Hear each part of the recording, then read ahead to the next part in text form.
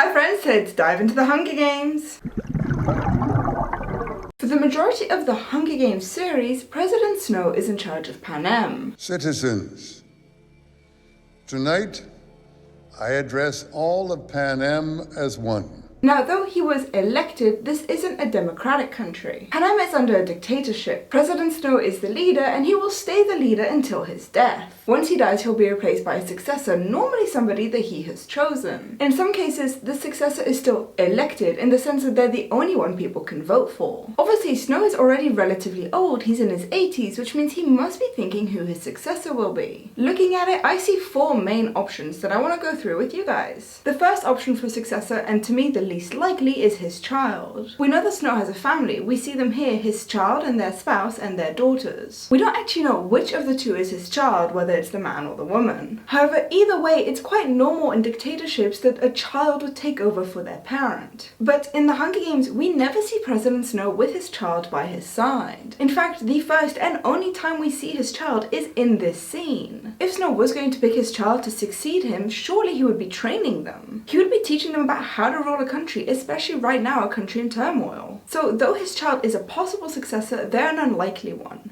The next and more probable successor is Minister Antonius. Antonius, with our best troops crushed in the mountains and the rebels marching on us as we speak, what did we celebrate? Minister Antonius is the Minister of Defense, and he's therefore very involved in this rebellion. In fact, part of his job is getting rid of Katniss Everdeen. What did we celebrate? The death of the Mockingjay, sir. This is obviously a huge task that President Snow trusts onto him. However, there's an important scene that tells us that though Minister Antonius was trusted, he wasn't actually that important to Snow. What did we toast tonight, Minister Antonius? We toasted a glorious era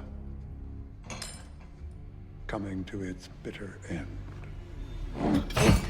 Minister Antonius made a slip-up. Yes, it was a pretty big slip-up, but a slip-up nonetheless, and yet he was murdered for it. President Snow killed Minister Antonius when he was unable to kill Katniss Everdeen. So though Minister Antonius was an important part of Snow's government and someone that Snow trusted, he wasn't actually important to Snow. He was very easily dispensable. There is another minister that we actually see by Snow's side a lot more often. Minister Egeria, who's the Minister of Interior, is often by Snow's side throughout Mockingjay Part 1 and Part 2. Egeria. In fact, she even helps him write a speech to the population of Panem.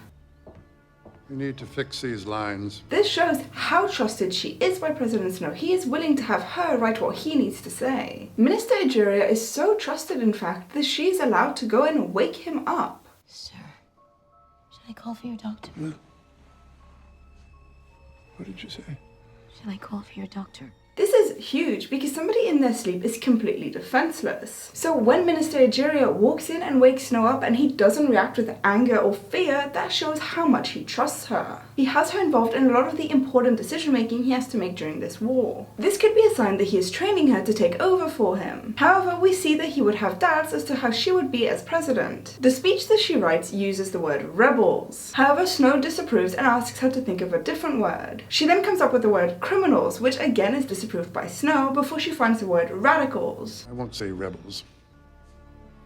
We'll call them criminals. Radicals. This shows that he's willing to give her more chances and that he's patient towards her. He's giving her the opportunity to learn to think like him. Similarly, when she questions the idea of killing everybody in the hospital in District 8, he reminds her that this is what war means. Kill the wounded. Sir. You wrote that speech yourself, Egeria. Any association with the Mockingjay symbol is forbidden. He doesn't brush her off or cut her down immediately. He's explaining to her why he's doing what he's doing. It's important to President Snow that Minister Egeria understands why he's doing what he's doing. However, the doubts that he has towards her can't be ignored. Both Minister Antonius and Minister Egeria show promise, but neither of them are perfect. However, there is somebody else that we see President Snow trust wholeheartedly. In fact, he trusts them so much he doesn't even notice that this person is a rebel. Obviously, I'm talking about Plutarch Heavensbee. Throughout the entirety of the Catching Fire movie, we see President Snow and Plutarch Heavensbee talking about Katniss Everdeen. We don't need to destroy her, just the image. Then we let the people do the rest. What do you propose? Not only does President Snow talk about this problem with Plutarch, he asks him for advice and he listens to this advice. Fear, blanket coverage, shove it in their faces, show them that she's one of us now. They're gonna hate her so much, they might just kill her for you.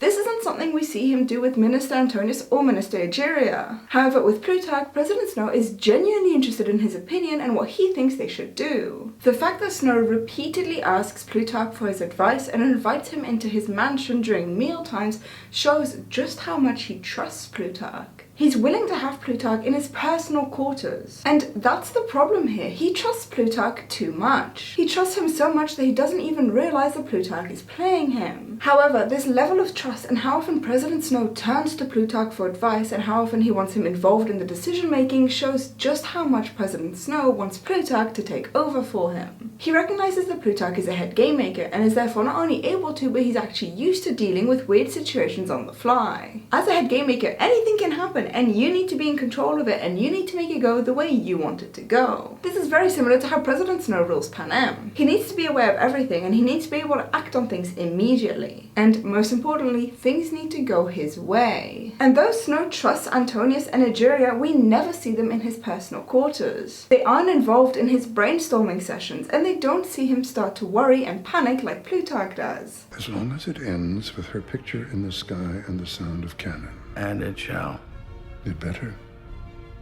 Let's watch her get her hands dirty first. This is why, to me, President Snow was training Plutarch to take over for him once he died. Obviously, unfortunately for President Snow, Plutarch was a rebel and was just playing him the entire time. Who do you think President Snow was training to be his successor and why? Please tell me in the comment section down below. And until next time, happy bubbles! Thanks so much for watching this video and thank you to my Patreon bubblers for supporting the channel. If you want to see any of my other Hunger Games videos, you can click on the box on the left to find out what would have happened had this rebellion failed. Or you can click on the box on the right to find out what Panem is like now after the war. Thanks for liking this video, subscribing to the channel and hitting that notification bell.